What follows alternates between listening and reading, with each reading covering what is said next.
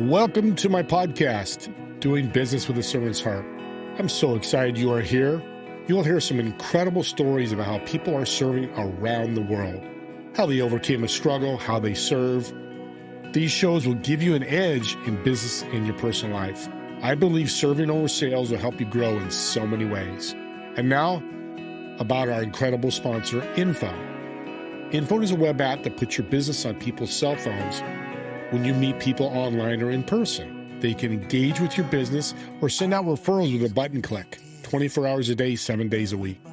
The power of business is connecting with more people. Remember, your network is your net worth. Info will do this for you. I would love to help spread the word about these shows, so please subscribe to this podcast and find us on all your podcast platforms. Please share with anyone you know who could benefit from our shows. Please enjoy the show. Welcome, everyone. We're back at Doing Business with a Servant's Heart. And I use servant as a word, not for everybody, but for this guy, Karl. He's done it. We've met a couple times. We're involved in a group together. And I'm excited to have Karl on the show. Welcome to the show, Karl. Thanks, Steve. Excited to be here. Love what you do for businesses and CEOs. And we talked earlier before the show what you do. But let's go kind of back to the beginning. What got you where you are today? What spurred you on? Well, I started life in the corporate world, and my family kind of twisted my arm to come join the family business. And that was over 25 years ago. So I've been in kind of the lower middle market part of the business world ever since. And, it's a very satisfying place. You get to know people personally, impact their business, and get to see their impact on them personally as well. So I really enjoyed that. And I've done, started the companies and worked for other people's companies and done consulting. So, broad range of experience over the years as I've been moving through my career. How important is experience to you when you're working with your clients today? Well, that's really what I'm bringing to the table now is my experience. It's like, well, when I've been in a similar position before, this is what I did, this is what happened. So is that helpful for you? They're like, oh, well, that's something to think about, so, and I can then tell stories about, well, when I did this is what happened 6 months later. And so you might see something similar down the road. So that's also kind of interesting to. No, that's good. There's a lot of value to that. I appreciate that, Karl, because, if you're a chiropractor, it's your first day of the chiropractor. I don't know how much experience. I mean, you can have all the schooling, but I think life experience is a big value educator for us. Let's delve into what you do, name of your company, and what you guys will accomplish with companies. Excellent. The name of the company is Abundant, and that's based on the word abundance. So think about how we make the pie bigger rather than just fight over the slices, right? The things that we do, one of the really core pieces, and I do this in partnership with Jay Curry, a very experienced person in this field, is CEO peer advisory roundtable groups. And so these end up being very cost-effective ways to get the experience of not just Jay and myself, but the other 10 or 12 CEOs in the room with you. And so we do that with a virtual format at this point. So really powerful tool that we offer there. What's the time frame that you do these roundtables? They're monthly roundtables. So it's a half-day session, so it's enough that you can really dig in, get into some issues, get into some content, but you still got part of your day, so you don't have to, have a stack of phone calls and everything to do at the end, 5 o'clock. So yeah, your email box has got 500. You're like, oh, geez, now I got to work overtime, and the wife's not happy. No, I'm somewhat kidding, but it does happen, and that's good that you do that. Think and Grow Rich, they call these masterminds. Would that be another good definition of what you guys do? Right. Different people use different terms. So. Yeah. So a lot of interaction. What kind of topics I don't want to give all the secret sauce out what you do, but what do you guys delve into in these? Because it's very interesting to me. I love roundtables. Right. So in a typical meeting, we'll do check-in with everybody, what's going on with your business.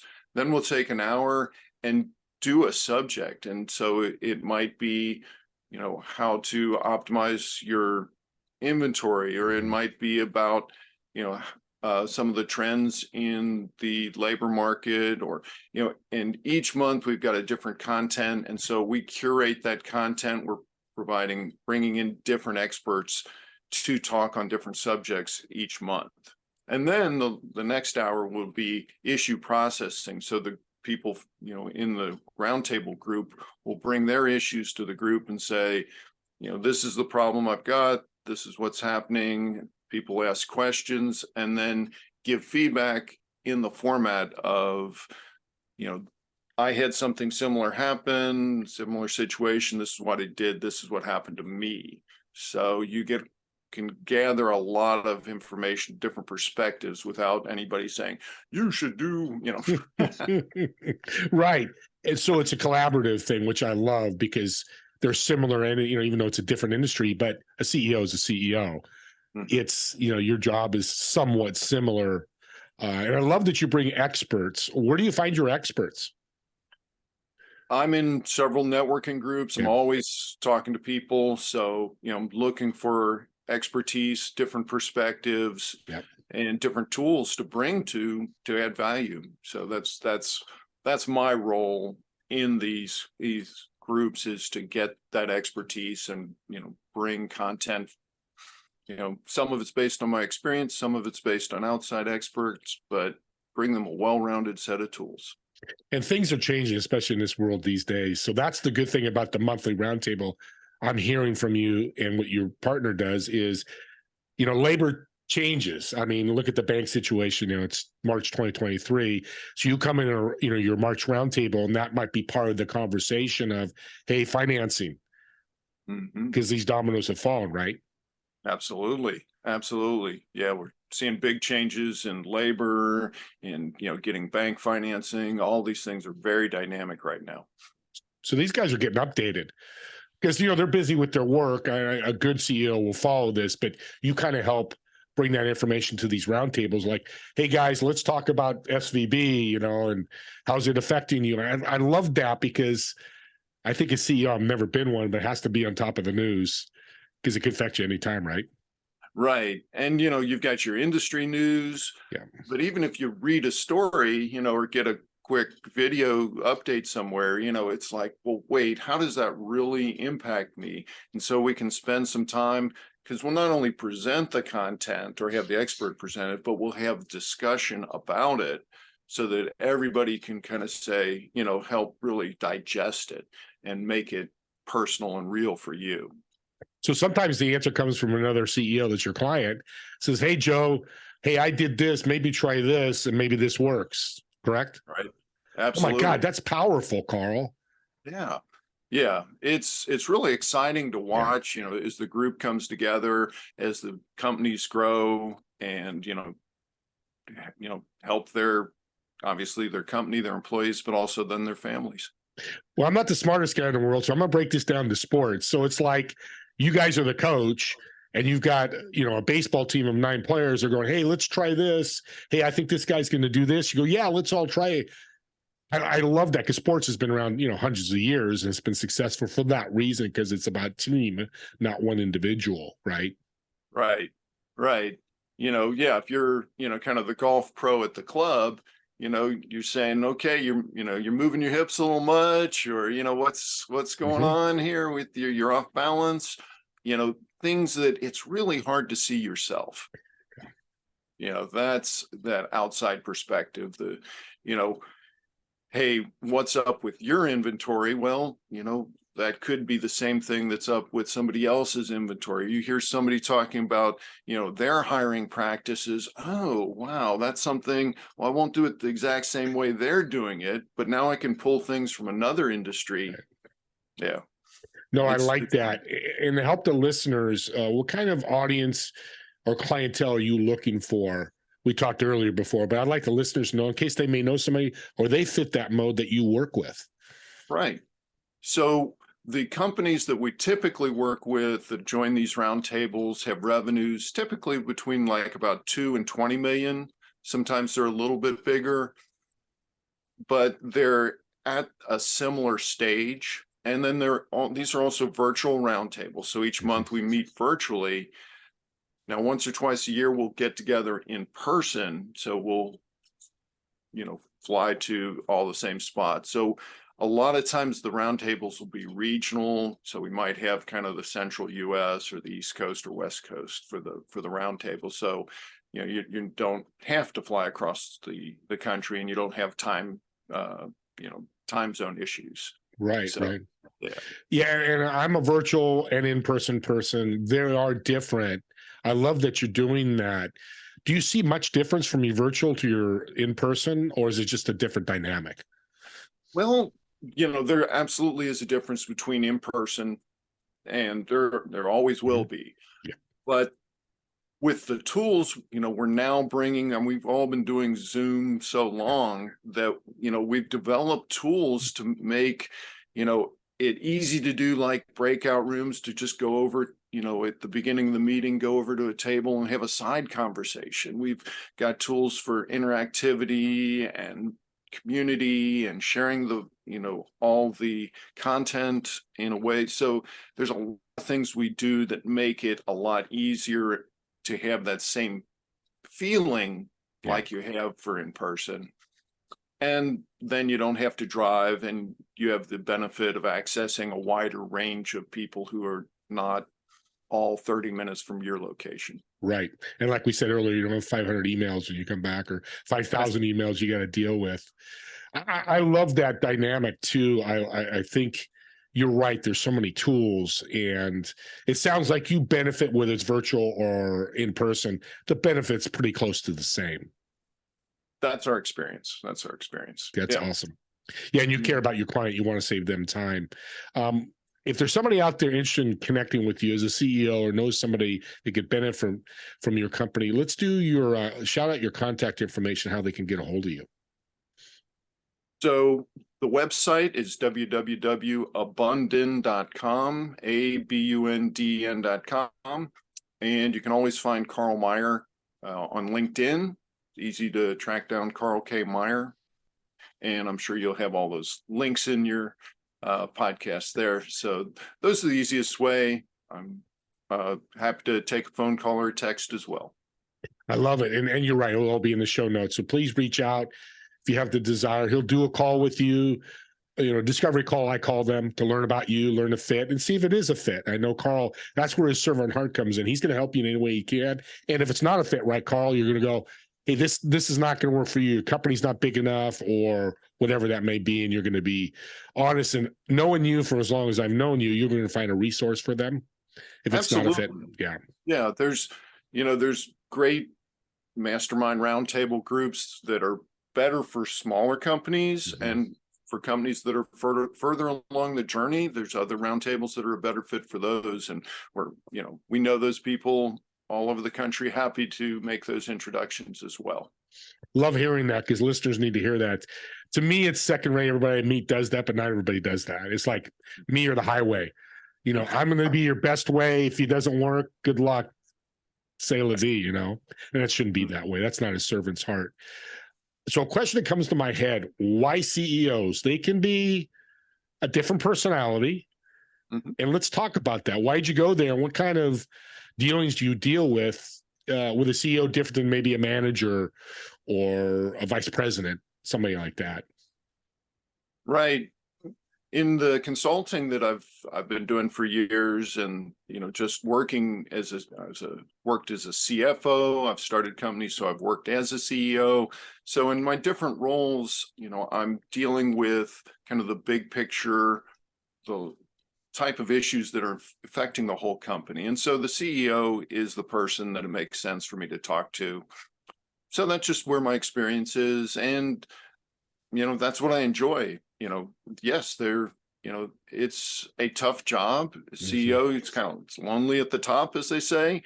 There's issues you can't take to your employees. There's issues that's very difficult to take home and talk about, without stressing out your family. And, that's something you have to be careful of. So, being that sounding board for people, or being part of that group that's a sounding board, is very satisfying. You get to dig into powerful issues and hopefully make significant contributions. Right.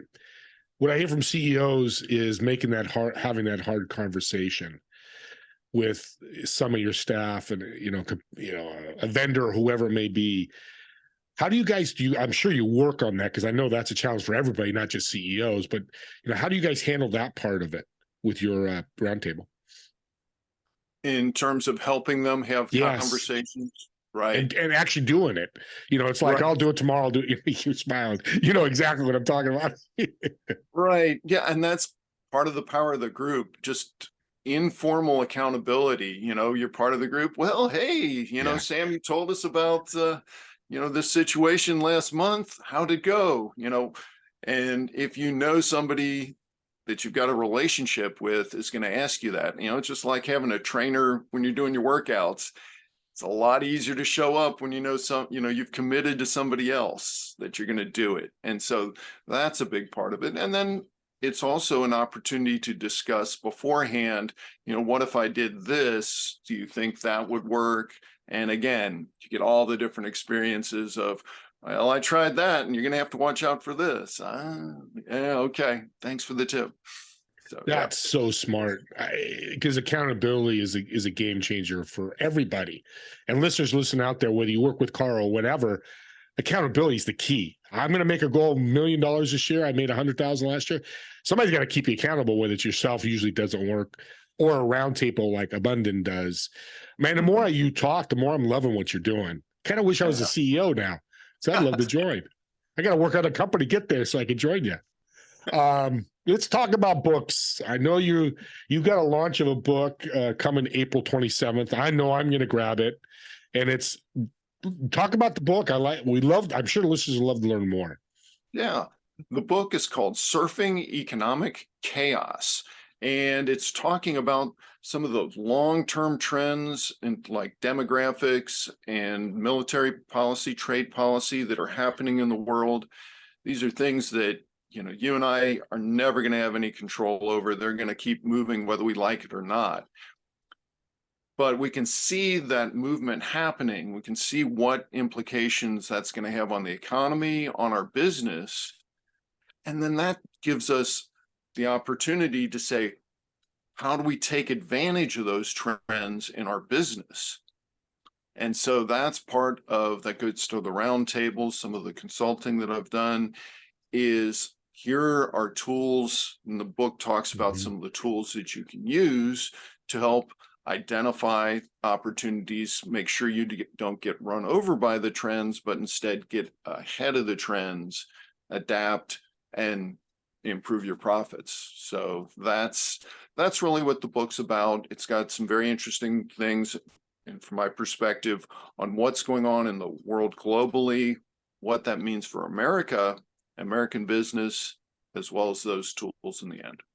Who's the book written for? Is it still your 2 to 20 million business, or is it wider than that? Is it? Yeah, it's really much wider. Okay. These trends are going to impact pretty much every business in the U.S.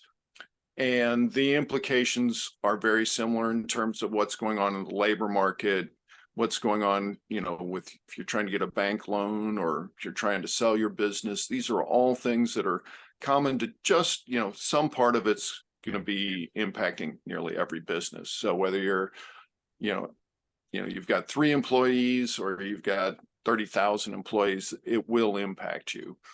But obviously my perspective is from, that kind of lower middle market business point of view. Right. But there's still something they can learn from this book that, that person is doing, the plumbing company does 200,000 a year in sales.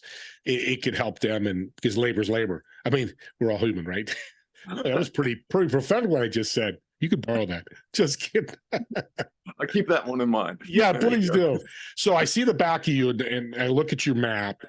Are you a global, and the book's globally, if it's an English speaking country like maybe England, this book would help them? Yes, the global? book definitely talks about, and I've got a 5-star model that I use to evaluate countries, and that's in the book. And I go through case studies of a number of different countries and try and help give people a perspective on what's going to change, because some countries are going to they're just not going to come out of this nearly as well as they've been, while other countries are going to do surprisingly well. And so understanding where that is, whether you operate internationally, in some of my previous experience, I have, done international work. I've been in whatever, not that extensively, but, 20 or 30 countries over the years. And so some perspective on the international world of business from that point of view. So yes, if you're outside the US, you can get the Kindle version easily. And so it's very broad. I love the international experience because that broadens your company. I'm assuming you take, any English speaking company, whether it's in the United States, Canada, wherever, they can be part of your Abundant program. They certainly can. They certainly can. Most of our market is the United States. That's where we do our marketing.